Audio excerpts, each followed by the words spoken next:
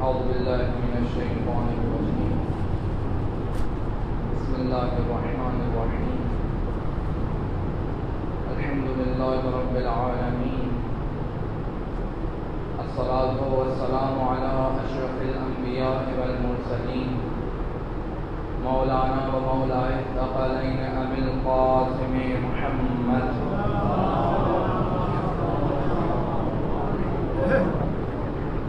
وأهل بيته الطيبين الطاهرين المعصومين ولعنة الله على أعدائهم أجمعين. قال الله تعالى في محكم كتابه ومتقن خطابه: بسم الله الرحمن الرحيم. بقية الله خير لكم إن كنتم مؤمنين. صلوات.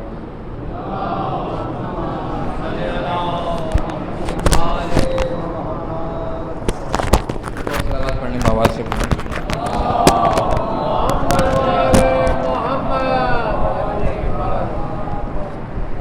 ارشاد ہو رہا ہے، اللہ نے جس کو باقی رکھا ہے وہ تمہارے لیے بہتر ہے، شرط یہ ہے کہ اگر تم مومن ہو.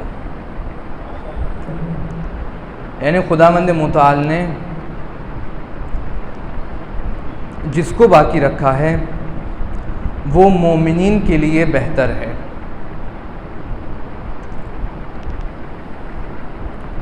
اس آیے کے ذیل میں بہت سی تفاصیل لکھی گئی ہیں. کسی نے کہا یہ تجارت کے عنوان سے ہے کہ خدا نے جو تمہارے لیے باقی رکھا ہے وہ بہتر ہے اگر تم مومن ہو. لیکن ہمارے بعض اہل تشیع حضرات اور ان کے علماء اس آیت کی تفسیر یوں بیان کرتے ہیں، کہتے ہیں کہ یہ آیت خاص ہے حضرت صاحب الزمان کے لیے. اللہم صلی علی محمد.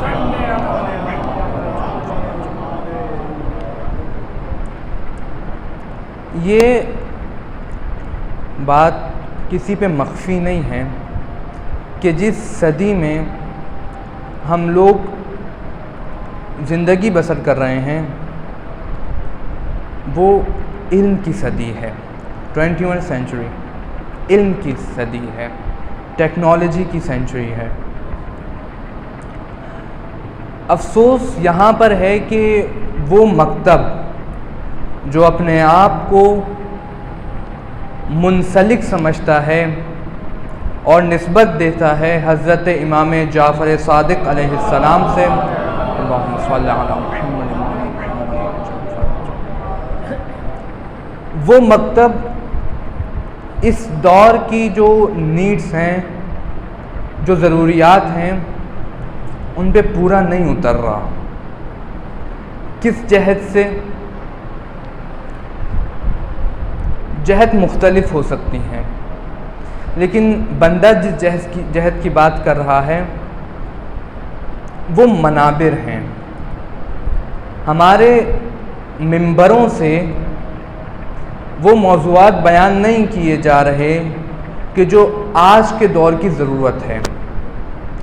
یہ بات واضح ہے، اس پہ قبلہ موسوی صاحب نے بھی گفتگو فرمائی اور کافی اچھی گفتگو فرمائی تھی. خوب کیا کیا جائے کہ یہ موضوعات کہ جو آج کی صدی کی ضرورت ہے اس کو پورا کریں، ان کے لیے کیا کیا جائے.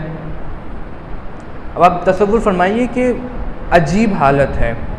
یعنی ہم مکتب تشیع جو اب دعویٰ کرتے ہیں کہ ہم امیر المؤمنین باب العلم کے ماننے والے ہیں، ہم بہت سے علوم میں پیچھے ہیں، بہت سے علوم میں.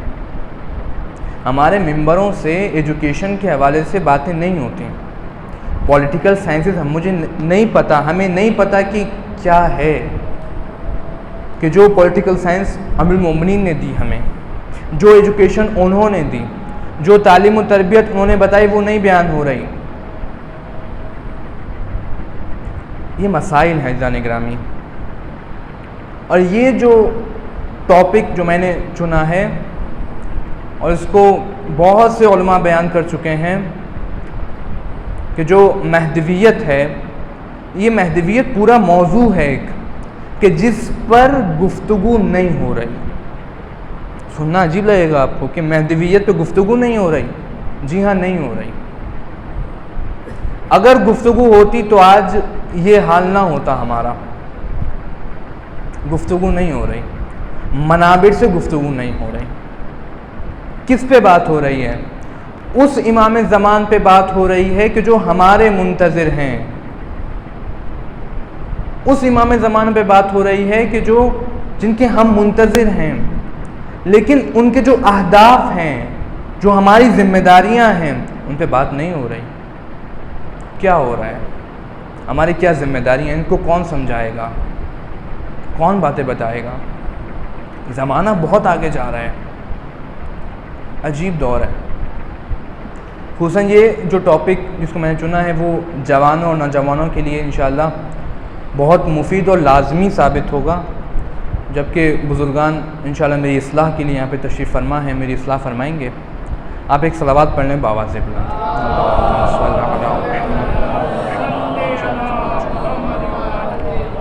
مہدویت کیا ہے؟ یہ ایک بہت بڑا سوال ہے، اور یہ سوال صرف تشیع کے اندر نہیں ہے بلکہ پوری دنیا میں جتنے مسالک ہیں سب میں موجود ہے. مہدویت کیا ہے؟ سب کے اذہان اٹکے ہوئے ہیں اس موضوع کے پر. مہدویت کیا ہے؟ میں نہیں کہہ رہا، یاد رکھیے، میں نہیں کہہ رہا امام زمانہ کون ہیں، میں نہیں کہہ رہا کہ کس کی معرفت حاصل کرنی ہے، میں یہ بھی نہیں کہہ رہا کہ شیعوں کے 12ویں امام ہیں. میرے خیال ہے مائک خراب ہو گیا، اس کو ذرا چیک کر لیجئے، آواز اگر میری پہنچ رہی ہے تو. ایک صلوات پڑھ لیں بآواز بلند. اللہم صلی علی محمد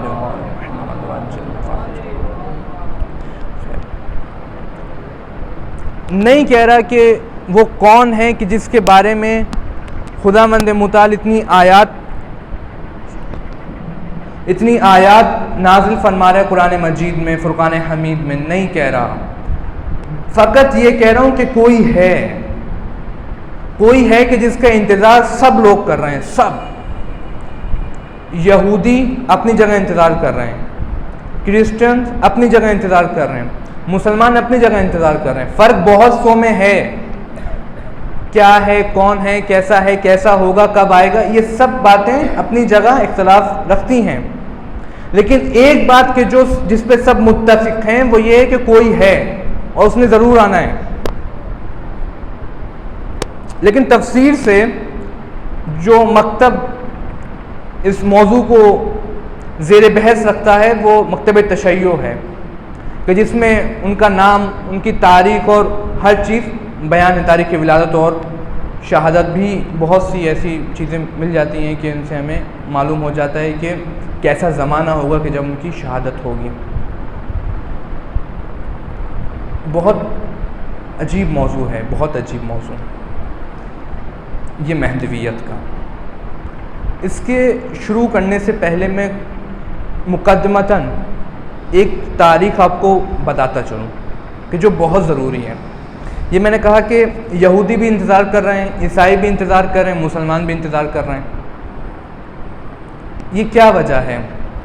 اس کی بس میں مختصر سی آج تاریخ بن رکھی، اور آگے جو اس کے عناوین ہیں، مثلا علامات ظہور، بہت سی غیر حتمی ہیں، بہت سی حتمی ہیں، بہت سی ہو چکی ہیں، بہت سی نہیں ہوئی ہیں، ان پہ بات کروں گا انشاءاللہ. اور آخر میں جو ہماری ذمہ داریاں ہوں گی وہ انشاءاللہ آگے کہ جو مجالس ان میں بیان ہوں گی. آج جو بس ایک چھوٹا سا مقدمہ میں بیان کر رہا ہوں وہ یہ کہ دیکھیں، خداوند متعال نے دنیا کے اندر انسانوں کی ہدایت کے لیے وہ رہنما بھیجے کہ جو ہر دور میں اس انسان سے بالا تر تھے. ایسے رہنما بھیجیں. کیوں؟ تاکہ انسان ان کو دیکھ کر خدا کی معرفت حاصل کرے، خدا تک پہنچے. وہ رہنما، اور ان رہنماؤں کے بارے میں یہ کہہ دیا کہ ان سے کوئی غلطی سرزد نہیں ہو سکتی. تم غلطی پہ ہوگے لیکن یہ کبھی غلطی نہیں کر سکتے. یہ بھی واضح ہو گیا کہ یہ معصوم ہیں. اور ہر دور میں یہ ہوتا رہا کہ لوگوں نے اس بھیجے ہوئے کے ساتھ بہت ظلم کیا. آپ دیکھ لیجئے بنی اسرائیل یہ خداوند متعال کی بہت پسندیدہ قوم تھی، لیکن کیا کر بیٹھے آپ کے سامنے ہیں۔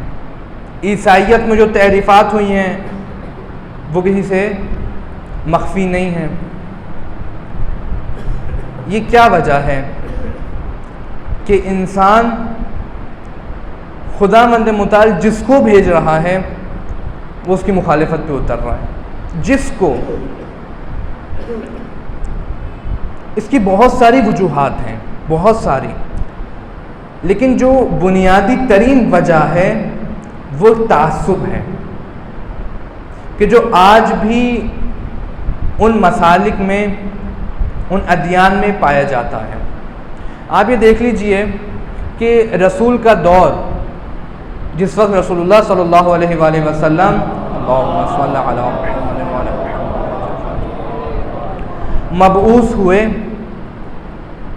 کیا اس دور میں تعصب نہیں تھا؟ یہ جتنی بھی خرابیاں اس دور کی ہم دیکھتے ہیں، اس کی بنیادی ترین وجہ تعصب قبیلائی تھا، قبیلے کا تعصب، کہ میرا قبیلہ اتنے جو ہے وہ ممبرز پہ مشتمل ہے اور میرا قبیلہ اتنے افراد پر مشتمل ہے اور میرا قبیلہ اتنے ہیں۔ یہ تعصب تھا، جس کی مین وجہ یہ بنی کہ کام کہاں کا کہاں چلا گیا، یہ ایک وجہ تھی۔ اسی طرح بہت سے ادیان میں یہ وجہ ہے تعصب۔ یہ جو اصطلاح ہے اس کو ذہن نشین فرما لیجیے، تعصب کی۔ اور یہ تعصب خوب بھی ہوتا ہے اور بد بھی ہوتا ہے۔ یعنی ہمارا تعصب ہے کہ ہم امام حسین علیہ السلام کے شعائر جو ہیں، مثلا علم، ذوالجناح اور بہت سے ایسے چیزیں کہ جو شاعر حسینی کا حصہ ہیں اور کہلاتی ہیں، ان کے بارے میں تعصب ہے ہمارا، یعنی ہم ان کی توہین برداشت نہیں کر سکتے۔ اچھا تعصب ہے، خوب ہونا چاہیے، لیکن کچھ تعصب برے تعصب ہوتے ہیں، کہ جو اس وقت کے عربوں میں یہ تعصب پایا جاتا تھا کہ جس کو ہم برا تعصب کہتے ہیں۔ خوب کیا ہوتا ہے تعصب جو بنیاد وجہ بنی؟ ایسے کہ خداوند متعال نے جب، کیونکہ آپ جانتے ہیں کہ یہودیت بہت قدیمی مذہب ہے، بہت قدیمی دین ہے یہودیت۔ یہودیوں نے اپنے جو بھیجے ہوئے تھے خدا کے نبی، ان کے ساتھ بہت اچھا سلوک نہیں کیا اور بہت تکلیفیں دیں، حتیٰ کہ آپ یہ دیکھیے کہ حضرت موسیٰ کا جب دور آیا تو کتنے ان کے ساتھ تھے اور کتنے ان کی مخالفت میں اتر آئے، وہ آپ کے سامنے ہے سب۔ حتیٰ اتنے معجزات دیکھے خداوند متعال کی طرف سے، لیکن پھر بھی وہ انبیاء کے مخالفت میں ہی رہے۔ یہ عجیب چیز ہے، انبیاء کی مخالفت میں رہے۔ یہودیت جب انحراف کا شکار ہوا،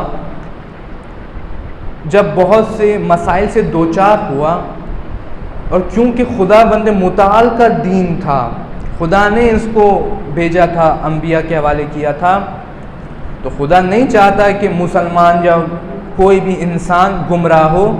خداوند متعال نے ایک اور نبی بھیجا، حضرت عیسیٰ۔ یہودیت کے بعد عیسائیت آئی، حضرت عیسیٰ۔ کیا کیا حضرت عیسیٰ نے؟ وہ جو خرافات تھے وہاں پر، وہ جو برائیاں تھیں اس دین کی، ان کو ہٹایا، ان کو ختم کیا، کوشش کی، اگر نہیں بھی ہوا لیکن کوشش ضرور کی ہٹ جائیں، ختم ہو جائیں، اور ایسا دین کہ جو خداوند متعال کا پسندیدہ دین اس دور میں تھا، اس کو جاری کیا۔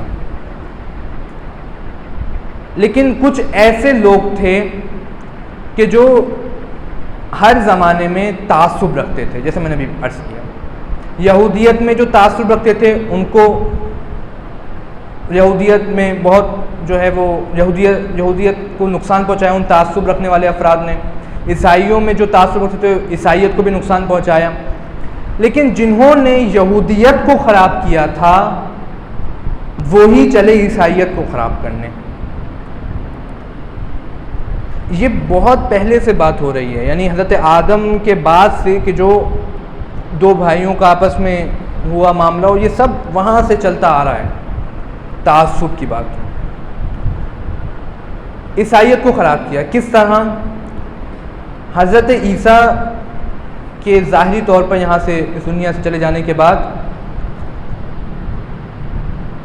ایک شخص کہ جو 12 حواریوں میں سے حضرت عیسیٰ کا ایک خاص شخص تھا بنام شمون، جس کو پیٹر کے لقب سے یاد کیا جاتا ہے، وہ حضرت کا جانشین بنے۔ انہوں نے وہ تعلیمات کے جو حضرت عیسیٰ لے کے آئے تھے ان کو پہنچایا اور بہت اچھے سے ان پر کام کیا، لوگوں کو آمادہ کیا۔ لیکن جب انہی لوگوں نے دیکھا کہ جن لوگوں نے یہودیت کو برباد کیا تھا، لوگوں نے دیکھا کہ یہ جو خدا نے ایک نیا دین بھیجا ہے یہ تو ہمارے مقابل میں آ جائے گا، تعصب یہاں پر بھی، یعنی ہمارے مقابل میں آ جائے گا، ہم کیسے اس دین کو قبول کر لیں۔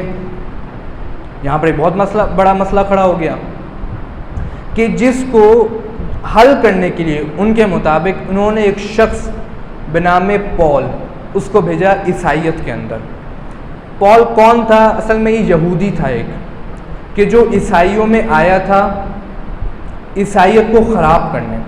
اس نے دعویٰ کیا کہ حضرت عیسیٰ کو میں نے خواب میں دیکھا اور حضرت عیسیٰ نے مجھے وہ نصیحتیں اور بہت سی ایسی باتیں بتائیں کہ جو عیسائیت کی ضرورت ہیں۔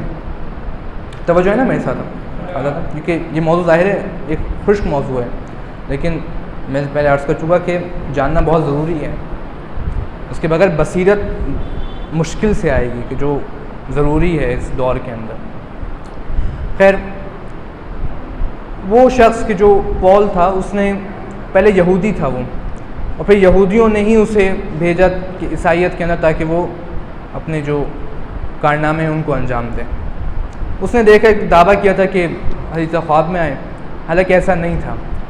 یہ جو آپ دیکھتے ہیں کہ مسیحیت عیسائیت جس کی وجہ سے خراب ہوئی ہے، کہ جو چرچ کا نظام تھا، آپ سب کو معلوم ہے کہ چرچ جو بھی کہتا تھا سب پہ لازم تھا وہ کرنا، جو بھی کچھ کہتا سب پہ ضروری تھا کہ وہ کام انجام دیں، اور اگر نہیں دیتے تو بہت برا سلوک کیا جاتا۔ ایک سائنسدان تھا اس زمانے کا، اس نے کہا کہ یہ جو زمین ہے یہ سورج کے گرد گھومتی ہے۔ تو کلیسا نے کہا نہیں، یہ کیا باتیں کر رہے ہو، سورج جو ہے وہ زمین کے گرد گھومتا ہے۔ خوب وہ تو اپنی بات پہ ڈٹا رہا کہ نہیں جی زمین گھومتی ہے۔ کلیسا نے اس کو جیل میں بند کروا دیا، اور یہ ایک بنیادی ترین وجہ ہے کہ جس کی وجہ سے لوگ دین سے دور ہو جاتے ہیں۔ کلیسا کا کردار، اس پہ بہت سے ابحاث کی جا سکتی ہیں کہ کیا وجہ تھی کہ کلیسا اس طرح کا ہو گیا تھا۔ خود پول جس نے یہ سارا کارنامہ انجام دیا تھا کہ جو حضرت عیسیٰ علیہ السلام کے دین کو خراب کرنا چاہ رہا تھا، اس نے کلیسا کا نظام کیا کہ بھائی کلیسا کو اتنے پیسے دیے جائیں گے اور یہ جو ہے وہ اس طرح کام نہیں چلے گا، مثلا اس طرح چلے گا، اور جو بھی چیزیں تھیں، یعنی ہر طرح سے کوشش کی گئی کہ دین عیسائیت کو خراب کیا جائے، اور یہ اپنی کوشش میں کافی حد تک کامیاب بھی ہوئے۔ اور آپ دیکھ لیجئے کہ بہت مشکل حالات سے یہ دین گزر رہا ہے، اور آج جتنے بھی انحرافات اس دین کے اندر ہیں یہ سب اسی کے دیے ہوئے، اسی پول کے دیے ہوئے۔ کہا جاتا ہے کہ اس کو بعد میں مار دیا گیا تھا، اور حضرت شمون جو تھے، پیٹر جو حضرت عیسیٰ کے جانشین تھے، ان کو بھی قتل کر دیا گیا تھا۔ آگے ساری وہ تاریخ چلتی ہے، لیکن یہ ایک بحث ہے کہ جس پہ ہم کیا کہہ سکتے ہیں کہ سویلائزیشن کی جو بحث کی جاتی ہے یہاں سے شروع ہو رہی ہے ساری باتیں۔ صرف بلڈنگز بنا دینا یہ سویلائزیشن کا حصہ نہیں ہے، بلکہ بہت سی ایسی چیزیں ہیں کہ جو ملک کو، ممالک کو کہاں سے کہاں پہنچا دیتی ہیں۔ خیر، وہ افراد جب خداوند متعال نے دیکھا کہ عیسائیت خراب ہو چکی ہے تو اب کسی ایسے کو بھیجنا تھا کہ جو اس کو ٹھیک کرے۔ آپ یہ یاد رکھ لیجئے کہ بہت سی ایسی چیزیں ہیں کہ جو ادیان اسلام میں، معذرت کے ساتھ ادیان عالم میں، پورے ادیان عالم میں، خصوصاً جو اہل کتاب ہیں ان میں مشترک پائی جاتی ہیں۔ بہت سی ایسی چیزیں بہت سی ایسی چیزیں ہیں کہ جو مشترک پائی جاتی ہیں. اسی کی یہی وجہ ہے. خداوند متعال نے جو ہے وہ حضرت عیسیٰ کا دین جب دیکھا خراب ہو رہا ہے، مسلمان اور جو انسان ہے اس دور کے وہ گھاٹے میں جا رہے ہیں اور نقصان اٹھانے والے ہو رہے ہیں، تو خداوند متعال نے ایسے بشر کہ جو ایک نوری مخلوق اور خاک کے پیکر میں ڈھلا ہوا بشر تھا، اس کو انسانوں میں بھیجا تاکہ وہ ان انسانوں کی ہدایت کریں. اور بہت ایک عرصہ گزرا، بیچ میں بہت سارا گیپ آیا. وہ گیپ کیوں آیا انشاءاللہ اس پہ کل بات کروں گا. کہ رسول اللہ صلی اللہ علیہ وسلم کو ایک صلوات پڑھیں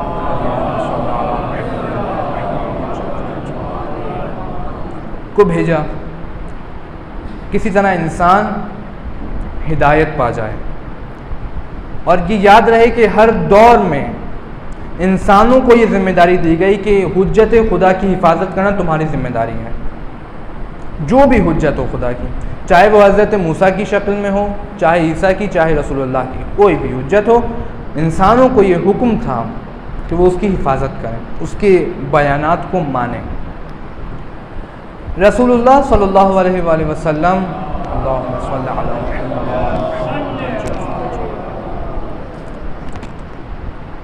نے جب تبلیغ کی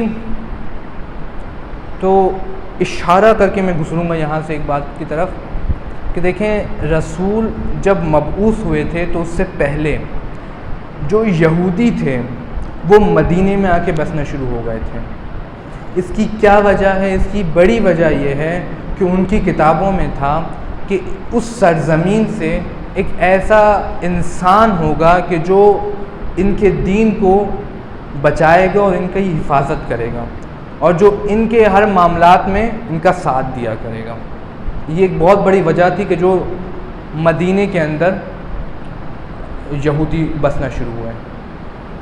رسول اللہ جب مبعوث ہوئے، آپ دیکھتے ہیں کہ بہت سی خرابیاں کہ جو اس اہل علاقہ کی طرف سے تھیں وہ، اور جو قبیلائی تعصب تھا وہ، بہت ایک پریشر تھا رسول اللہ صلی اللہ علیہ وسلم پر کہ یہ کس طرح اس پورے دنیا کو، اس پورے عالم کو، خصوصاً تمام انسانوں کو ہدایت خدا وہ پہنچائی جا سکے. پریشر بے ان معنی نہیں یہ کہ رسول مجبور تھے، نعوذ باللہ من ذالک. رسول کبھی بھی مجبور نہیں ہوتا. ہمارا عقیدہ ہے رسول اختیار رکھتا ہے تمام انسانوں پر، رسول کی دعا مستجاب ہے. لیکن کیوں کہہ رہا ہوں یہ جملہ؟ اس لیے کہ وہ جو وجہ ہوتی ہے کہ جس وجہ سے رسول تمام انسانوں پر اپنی حکومت کر سکتا ہے، وہ مین وجہ انسانوں کی ہوتی ہے، خود رسول کا ساتھ دینے والوں کی وجہ ہوتی ہے.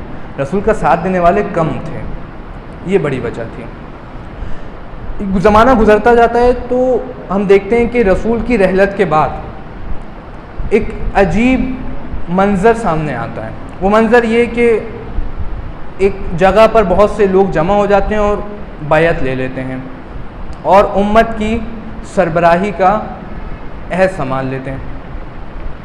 یہ واقعات ایک شبہ جو یہاں پہ پیدا کیا جاتا ہے بہت سے غیر شیعوں کی طرف سے، وہ یہ کہ رسول نے شادیاں بہت کی تھیں. اس کی کیا وجہ تھی؟ میں نے پہلے عرض کیا قبیلائی تعصب. دیکھیں، رسول جس قبیلے سے تھے اس قبیلے کا نام قریش تھا، اور قریش بہت سے عشائروں سے مل کر بنا تھا. عشیرے کیا ہوتے ہیں؟ جن سے مل کر قبیلے بنتے ہیں.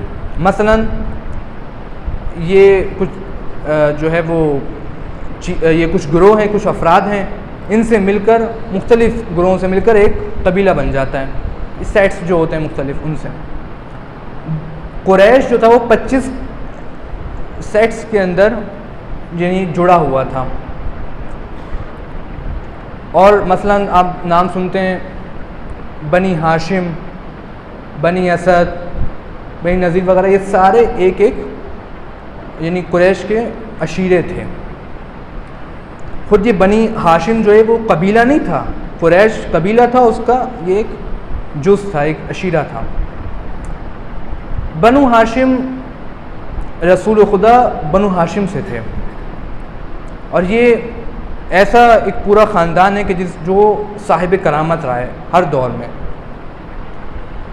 اب آپ دیکھیے کہ ایک سوال یہاں پر پیدا ہوتا ہے کہ کیا وجہ تھی کہ خلافت امیر المومنین کا حق تھا اور کسی اور کو مل گیا؟ یہ کیا وجہ تھی کہ اتنے مظالم ہو گئے؟ سب سے بڑی وجہ اس کی یہ تھی کہ قبیلائی تعصب، جس کو میں بار بار ریپیٹ کر رہا ہوں، یہ وہ وجہ ہے کہ جس کی وجہ سے امیر المومنین خلافت سے محروم ہوئے۔ کس طرح؟ آپ خود اندازہ لگائیے کہ جب ایک قبیلے کو، ایک قبیلہ ہے، اس کے مثلا اگر ایک سیٹ کو خلافت ملے، حکومت ملے، تو کیا دوسرا عشیرہ اس کے ذہن میں سوال پیدا نہیں ہوگا کہ اس قبیلے کو ملی ہے، میرے قبیلے کو کیوں نہیں ملی؟ توجہ فرما رہے ہیں آپ حضرات؟ یعنی بنو ہاشم کو ملی ہے خلافت، تو اب حق یہ ہے کہ بھائی ہمارے قبیلے کو ملے۔ دوسرا کہے گا، دوسرا عشیرہ والا کہے گا کہ حق یہ کہ میرے عشیرے کو ملے۔ یہ تعصب ہے۔ اب یہاں پر رسول اللہ صلی اللہ علیہ وآلہ وسلم جانے سے پہلے غدیر خم کے میدان میں امیر المومنین کو اپنا جو ہے وہ وصی اور جانشین بنا کے جا رہے ہیں، دوسرے قبیلے والے تو، دوسرے عشیرے والے تو کہیں گے یہ کیا ہو گیا؟ پہلے بھی بنو ہاشم کے پاس خلافت، رسول ان میں سے، اور اب یہ جو امیر المومنین جو حضرت علی علیہ السلام ہیں، یہ بھی انہی میں سے۔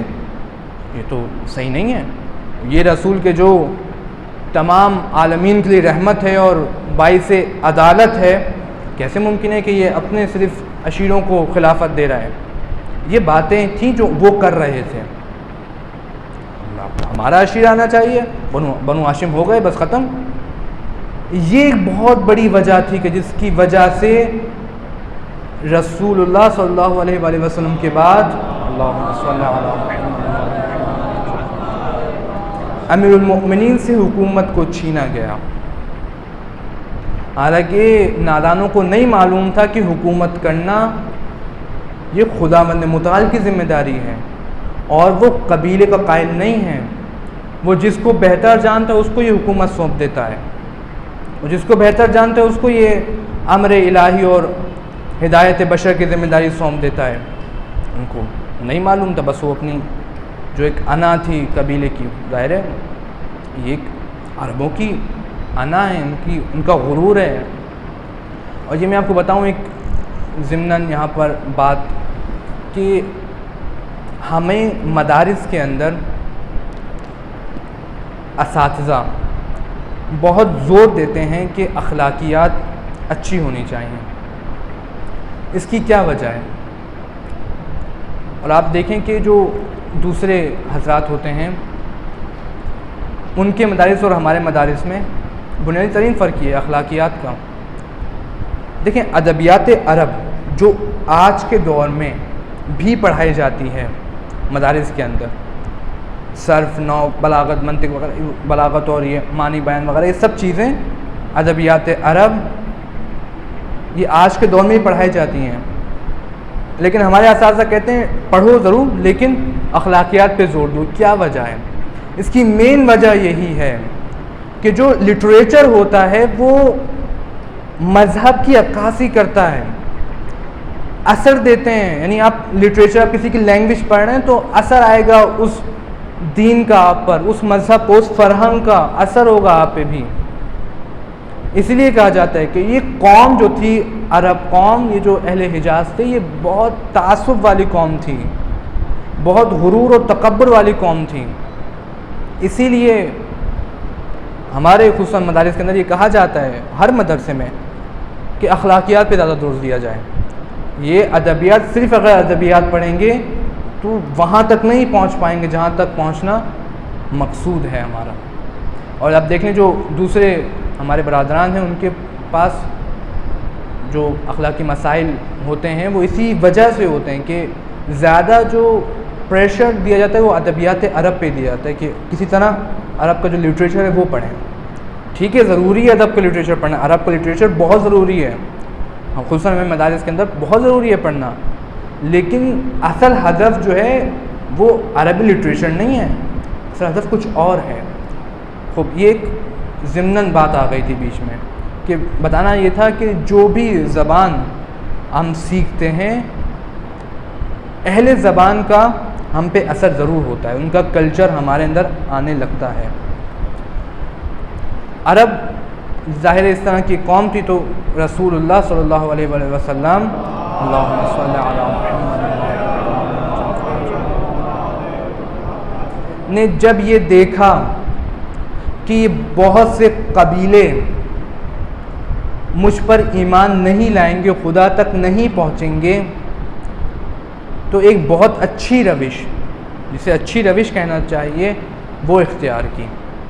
اور وہ کیا تھی؟ یہ اس بات کا جواب ہے کہ جو اشکال پیدا ہوتا ہے کہ رسول نے زیادہ شادیاں کیوں کی تھیں، یہ اس بات کا جواب ہے. اب دیکھیں قبیلہ یہ تھا کہ اگر کوئی بڑا قبیلے کا سردار مسلمان ہوگا تو سارا قبیلہ مسلمان، نہیں پوچھا جائے گا اس سردار سے کہ تم مسلمان کیوں ہوئے ہو.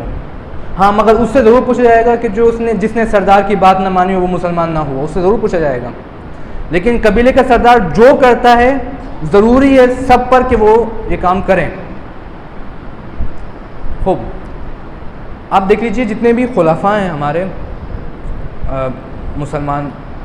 مسلمانوں کے اندر، یہ جو چاروں خلفاء ہیں، اگر ہم 3 کی بات کریں تو آپ دیکھیں گے کہ یہ ہر ایک قبیلے کا سردار تھا.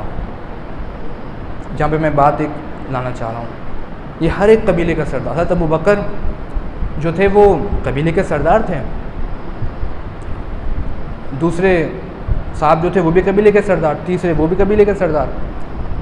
میں نے کہا کہ اگر پورا قبیلہ مسلمان کیسے ہوگا؟ جب ان کا سردار جو ہے وہ مسلمان ہو جائے گا، پورا قبیلہ مسلمان ہو جائے گا. رسول اللہ صلی اللہ علیہ وآلہ وسلم نے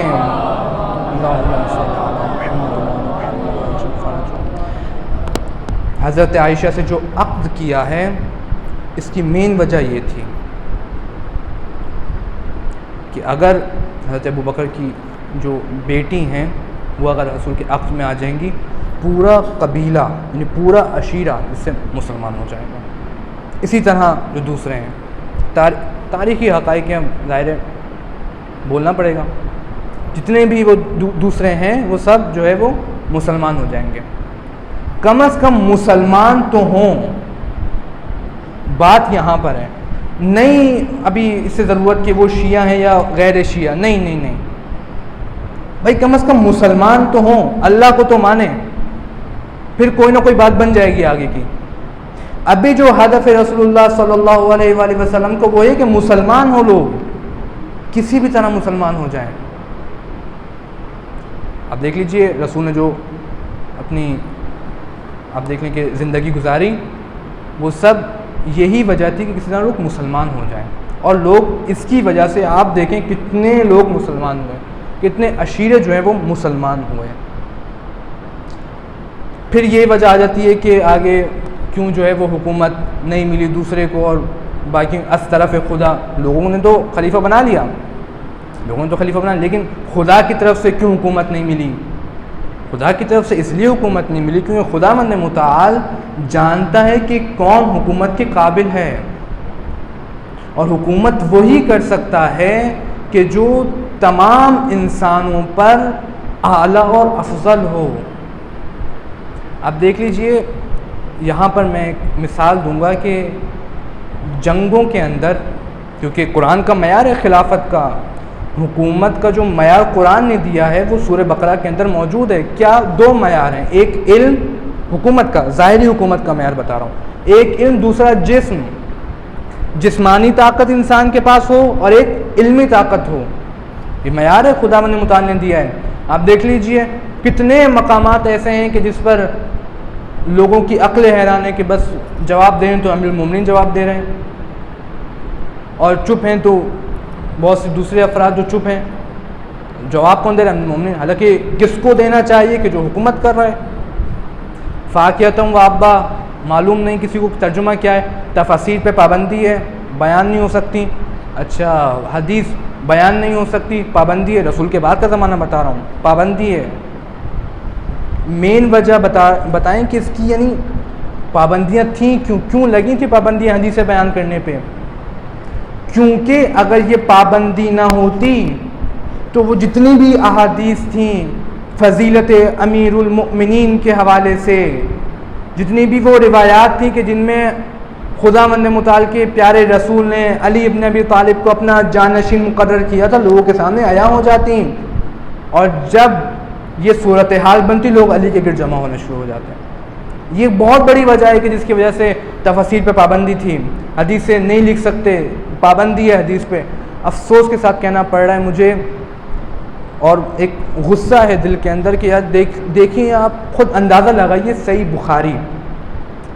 بخاری اہل سنت کی معتبر ترین کتاب ہے، آپ سب جانتے ہیں، حضرت فاطمہ الزہرا سلام اللہ علیہا، اللہم صلی علی محمد، صرف ایک حدیث ہے حضرت سے، صرف ایک حدیث، دل روتا ہے یہاں پر، کس ہستی سے آپ صرف ایک حدیث لے رہے ہو، اور کس سے زیادہ احادیث ہیں تو آپ جانتے ہیں۔ حضرت خدیجہ کی منزلت گھٹانا اور دوسری ازواج مطہرہ کو ان کی جگہ پر لانا سراسر ناانصافی ہے۔ کون حضرت خدیجہ؟ یہ کیا وجہ تھی کہ بہت سی باتیں کی جا رہی ہیں کہ جناب یہ حضرت خدیجہ کسی طرح جو ہے وہ عزت میں کمی لائی جائے، کسی طرح ان کی ویلیو کو کم کیا جائے۔ آج کل مسلمانوں میں باتیں ہو رہی ہیں، دیکھیں کون حضرت خدیجہ جس کی گود میں زہرا پلے، وہ حضرت خدیجہ۔ یہ ساری میں وہ باتیں بتا رہا ہوں آپ کو کہ جو تاریخ کے حقائق ہیں، کہ جن کے ذریعے ہم اس کو جانیں گے تو آگے میں اپنے جو موضوع ہے میرا مہدویت اس کی طرف آؤں گا، یہ جاننا بہت ضروری ہے۔ اب دیکھیں سلیم بن قیس حلالی ایک امیر المومنین کے دوستوں میں سے تھے، رسول کے بعد انہوں نے تاریخ لکھنے کا سلسلہ شروع کیا تھا۔ آج تک لوگ خاموش ہیں کہ وہ سلیم کا کیا بنا اور اس کی تاریخ کہاں گئی۔ منع ہے تاریخ لکھنا اس زمانے کے اندر، اور جو بھی تاریخ آج ہمارے پاس ہے، آپ غور فرمائیے اس نقطے کی طرف، وہ عباسی خلیفہ کے دور کے اندر ہے، وہ جو لکھی گئی تھی متقل عباسی نے لکھوائی تھی، اور جو مورخ کی باتیں اس کو پسند آئیں نہ آئیں، ایڈ کی بہت ساری چیزیں نکالیں، وہ ایک الگ بحث، لیکن تاریخ نہ شیعہ نہ سنی ہے، تاریخ تو تاریخ ہے۔ اب اس میں بہت سی ہمیں ایسی باتیں مل جاتی ہیں کہ جو ہمارے فیور میں آ جاتی ہیں، بہت سی حقیقت ہے، اور ہمارے کتاب خانے کا کیا ہوا؟ جلا دیے گئے، پانی میں کتابوں کو بہا دی گئی، بغض تشیع پہلے بھی تھا اب بھی ہے، یہ ساری باتیں۔ امیر المومنین کو خلافت نہ ملنے کی وجوہات ہیں بہت ساری، ان پہ پورے یعنی اشروں کی ضرورت ہے، ایک اشرہ نہیں، اشروں کی ضرورت ہے، کیوں نہیں ملی اور چوتھی مرتبہ کیوں مل گئی۔ ایک بہت بڑی ایک مجھے کبھی کبھی ہنسی آتی ہے اس بات کو سوچوں تو، یہ کیا وجہ تھی؟ اب دیکھیں قرآن نے جو معیار بتائیں علم اور جسم کا، میں مختصر سا اپنا بیان کروں کہ دیکھیں قرآن کے دو معیار ہیں، ایک علم اور ایک جسم۔ آپ دیکھ لیجیے جتنے بھی مقامات ہیں علم کے اندر علی ابن ابی طالب سب سے آگے ہیں، کسی کو بھی شک نہیں ہے، اور وہ جو مسند خلافت پہ بیٹھے ہیں وہ بھی کہہ رہے ہیں کہ لولا علی لہلک فلاں، کہ اگر علی نہ ہوتے تو میں ہلاک ہو جاتا۔ اچھا اب یہ لوگ سن رہے ہیں ان کی زبان سے کہ اگر علی نہ ہوتے تو وہ ہلاک ہو جاتے۔ جسم میں دیکھ لیجئے تمام جنگوں میں رسول کے ساتھ بجز ایک جنگ، اور بھی رسول نے کہا کہ تم میرے وصی بن کر مدینے میں ٹھہرو، تمام جنگوں میں، اور تمام جنگیں ایسی کہ جو اگر فتح ہوئی ہیں، جن کو فتح نصیب ہوئی ہے مسلمانوں کو، تو علی کی وجہ سے، سب گواہ ہیں۔ اور یہی وجہ ہے کہ جب فتح مکہ کے لیے رسول اللہ صلی اللہ علیہ وآلہ وسلم گئے، پہلی دفعہ جب گئے کہ نہیں کرنے دیا حج رسول کو، پھر جو دوسری دفعہ فتح مکہ کیا رسول نے اپنے اخلاق سے، پہلی دفعہ تو حج کرنے گئے تھے نا، جب وہ مکہ کے قریب پہنچے تو ایک شخص نے یہ رسول کو ایک مشاورت یعنی مشورہ دیا کہ یا رسول اللہ ایسا کیجئے کہ ہم مسلمانوں نے مکہ کے مشرکین کے بہت سے لوگ مارے ہیں، تو کسی ایسے کو بھیج دیجئے کہ جس نے کسی کو بھی ان میں سے نہیں مارا ہو، کسی کو بھی نہیں مارا ہو، مشرکین مکہ میں سے کسی کو بھی نہیں مارا ہو۔ تاریخی حقائق ہیں۔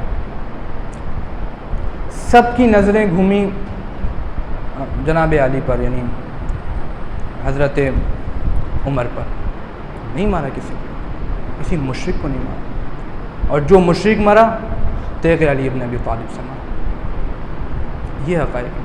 اور پھر جب ان سے کہا گیا کہ جاؤ تم چلے جاؤ، تو انہوں نے کہا کہ یا رسول اللہ میں نے تو چلو ٹھیک ایک وجہ نہیں مارا، لیکن یعنی حضرت عثمان نے بھی تو کسی کو نہیں مارا، ان کو بھیج دیں۔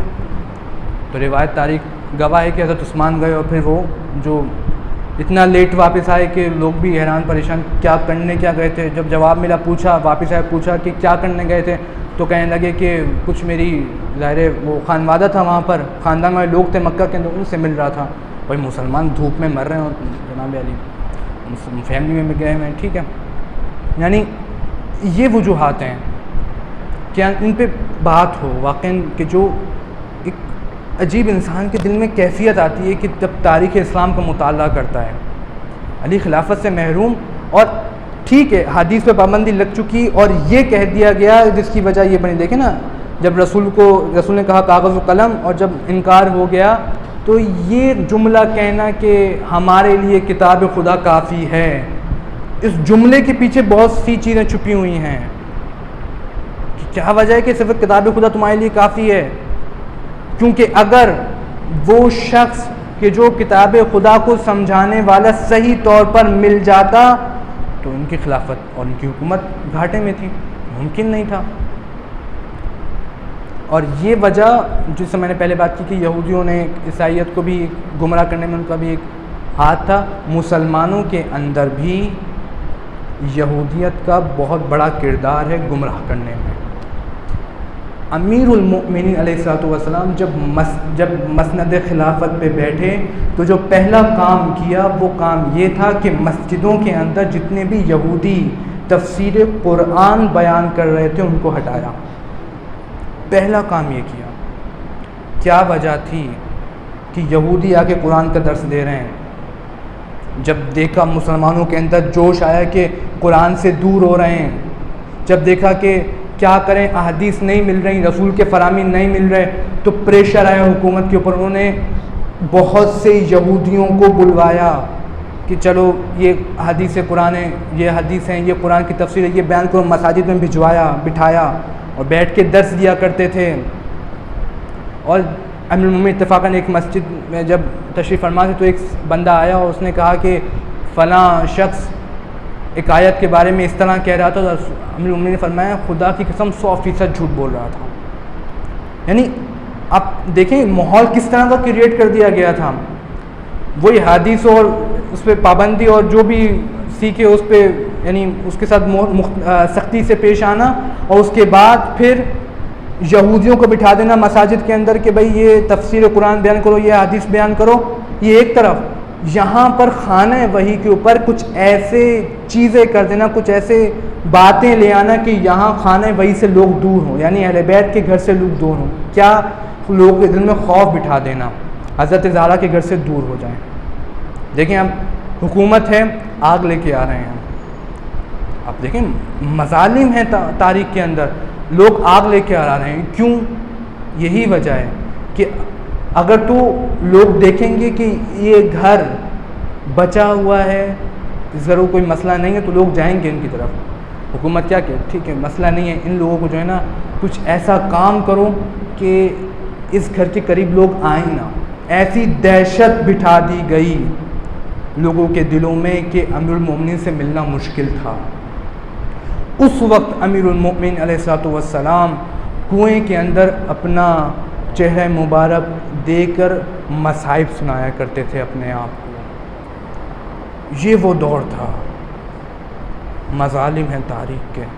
یہ وہ دور تھا کہ جب علی کنویں کے اندر اپنا سر دے رہے ہیں اور اپنے آپ کو اپنے ہی مصائب سنا رہے ہیں۔ عجیب مراحل نے کمیل کا ہاتھ پکڑ قبرستان میں لے گئے۔ علی کی تنہائی ہے، کوئی علی کے ساتھ دینے والا ہی نہیں ہے، کوئی نہیں ہے علی کا ساتھ دینے والا۔ تنہائی میں علی بیٹھے ہیں، استغفار، دوسروں کے لیے، مومنوں کے لیے استغفار کریں، مسلمانوں کے لیے استغفار کریں. لوگوں کے دل ٹوٹ چکے ہیں. یہ مسائل عزیزان گرامی. ایک صلوات پڑھیں بابا سے.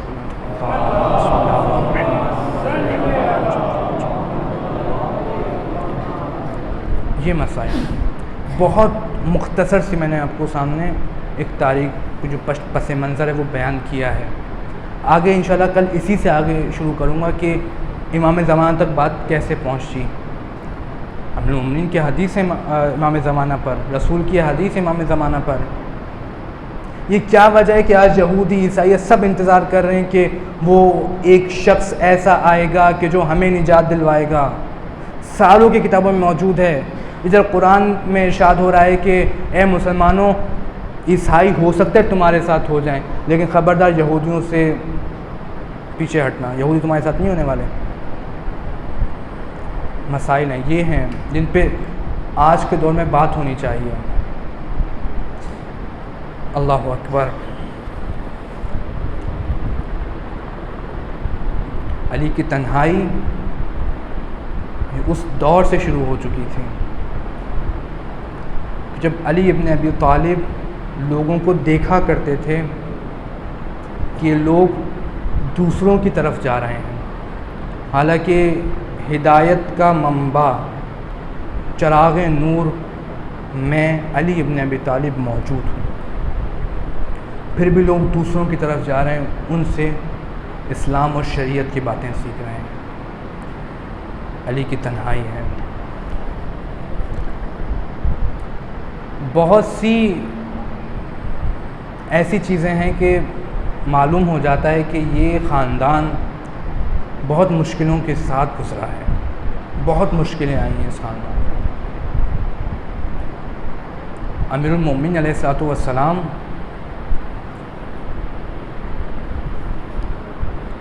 مظلوم ترین امام ہیں تاریخ کے، مظلوم ترین.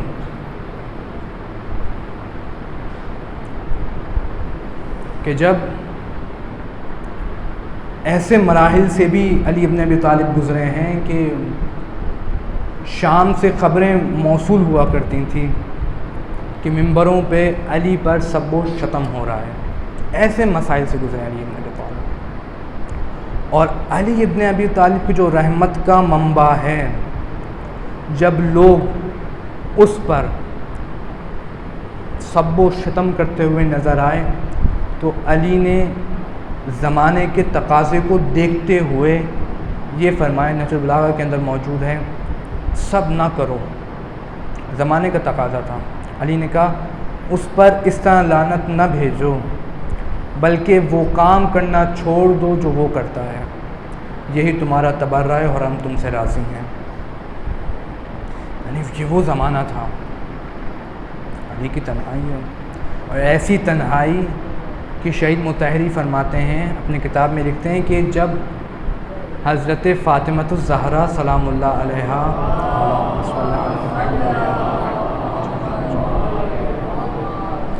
کو امیر المومنین دفنا چکے تو اپنی تنہائی حضرت زہرا سے بیان کر رہے تھے. جب بیان کرتے کرتے مصیبت کے اواخر پہ پہنچے تو اب علی ابن ابی طالب اٹھ کے جا رہے تھے قبر فاطمہ سے کہ قبر زہرا سے صدا آئی، اے علی تھوڑی دیر اور بیٹھ جاؤ. یعنی زہرا مرضیہ قبر کے اندر بھی تنہائی محسوس کر رہی ہیں. اے علی تھوڑی دیر اور بیٹھ جاؤ. علی نے کہا اے دختر رسول میں بیٹھ جاتا، لیکن ایک مشکل ہے. کیا مشکل ہے؟ گھر میں تمہاری بیٹیاں بیٹھی ہیں اور حسن اور حسین اکیلے ہیں. میں جاؤں گا اور جا کے ان کی خیریت دریافت کروں. یہ مسائل ہیں، یہ مصیبتیں ہیں کہ جو کربلا تک حسین کو لے آتی ہیں. حسین کربلا پہنچتے ہیں اور کربلا کے جو مظالم ہیں، کربلا کے جو ظلم کے جو دوسروں نے ڈھائے ہیں حسین ابن علی پر، عجیب تاریخ نے لکھے ہیں. یعنی ہم لوگ تو وہ لوگ ہیں کہ جن کو ماؤں نے حسین حسین کر کے جوان کیا ہے. شکریہ ادا کرنا چاہیے اپنی والدہ کا، اپنے ماں باپ کا، کہ حسین حسین کر کے جوان کیا ہے. اس کا نتیجہ کیا نکلا؟ اس کا نتیجہ یہ نکلا کہ آج بھی جب ہمارے پاس کسی دشمن کی بات آتی ہے کہ وہ پیاس سے بلک رہا ہے تو ہم فوراً کہتے ہیں دشمن ہے، چھوڑو پانی پلاؤ. یہ نتیجہ نکلا. دشمن ہے ٹھیک ہے، لیکن پانی پلاؤ اس کو. اور آج اگر کسی کو یہ خبر موصول ہوتی ہے کہ ایک چھوٹی سی بچی یتیمہ ہو گئی تو فوراً ہم لوگ جاتے ہیں، کہتے ہیں کسی کفالت کری جائے. یہ درس ملا ہے عاشورہ سے. کیوں جاتے ہیں ان بچیوں کے یتیم ہونے پر؟ کیونکہ معلوم ہوتا ہے کہ ہمارے ساتھ ایسے ظلم ہوئے ہیں کہ جس میں 3.5 سالہ بچی یتیم ہوئی ہے. عزادارو، جب مسلم کی شہادت ہوئی تو حسین مولا نے مسلم کی بیٹی کو اپنی گود میں بٹھایا اور خوب پیار کیا. روایات کہتی ہیں کہ ایک مرحلہ یہ بھی آیا کہ اس کے کانوں میں گوشوارے لٹکائے. بہت پیار کیا. لیکن یہ یاد رہے کہ وہ وقت جب مسلم کی بیٹی حسین کی گود میں تھی اور حسین پیار کر رہے تھے تو اس وقت سکینہ بھی دیکھ رہی تھی. سکینہ بھی سوچ رہی ہوگی کہ بابا نے کہا ہے کہ میں یتیمہ ہوں گی، بابا نے کہا ہے کہ میں مر جاؤں گا، میں یتیمہ ہوں گی. سکینہ سوچ رہی تھی کہ جب میں یتیمہ ہوں گی نا تو شاید مجھے بھی کوئی گود میں بٹھائے گا، میرے کانوں میں بھی کوئی گوشوارے لٹکائے گا. لیکن ہائے ستم ظریفی، مقتل میں کیا ہوتا ہے جب حسین گھوڑے سے زمین پہ گرتے ہیں تو وہ چھوٹی بچی دیکھ رہی تھی کہ میرے پاپا زمین پہ گر چکے، اب میرے ساتھ کیا ہوگا. عزادارو، جب شام غریبہ ہوئی ہے تو روایت کہتی ہیں کہ یہ بچی 3.5 سالہ ایک خیمے سے دوسرے خیمے، دوسرے سے تیسرے خیمے زینب کی چادر کو پکڑے ہوئے جاتی ہے. ادھر کوئی گوشوارے لٹکانے والا نہیں ہے. ہاں سکینہ، یہاں گوشوارے چھینے جائیں گے. الا لعنت اللہ القوم الظالمین فسیعلم الذین ظلموا ای منقلب ینقلبون. بار الہ تجھے واسطہ محمد وآل محمد کا ہماری اس قلیل سے عبادت کو اپنی بارگاہ میں قبول فرما.